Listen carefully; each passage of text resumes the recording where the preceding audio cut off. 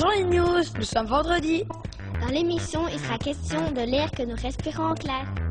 Mais d'abord, voici le sommaire.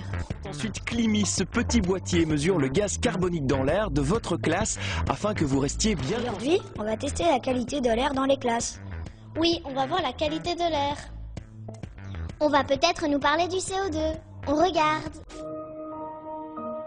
Des élèves fatigués, déconcentrés, endormis, de véritables loques qui désespèrent leurs professeurs, c'est trop souvent une bien triste réalité après quelques heures de cours. Dans la classe de Madame Barbara, les élèves sont toujours en forme, bien éveillés, attentifs, même l'après-midi, tout ça grâce à leur ami Climi, ce petit boîtier qui mesure en permanence le taux de CO2 dans la classe. C'est un appareil qui nous aide à rester plus éveillés en classe, de ne pas dormir debout et d'être plus attentif quand on travaille. Le promoteur de Climi, c'est lui. Guy a enseigné 30 ans et son ennemi de toujours, c'est le CO2.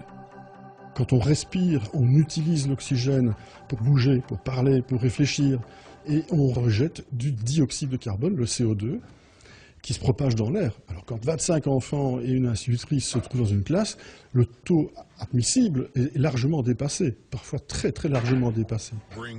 À partir de 1200 ppm, 1200 parties par million de CO2 dans l'air, Climi passe à l'orange. À 1600 ppm, il déclenche l'alerte rouge, il faut absolument aérer. Quand Climi est sur orange ou rouge, eh ben, je dois impérativement aller ouvrir la porte pour faire un courant d'air.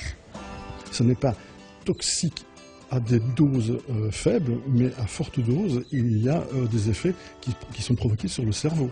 Et donc, c'est le cerveau qui travaille moins bien. On a par exemple mal à la tête, ou on peut peut-être s'endormir.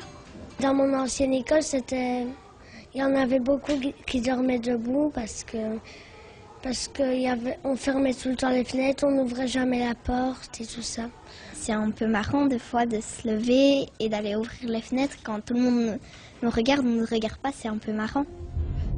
Alors maintenant, si vous vous endormez en classe, vous savez non seulement pourquoi, mais aussi ce qu'il faut faire.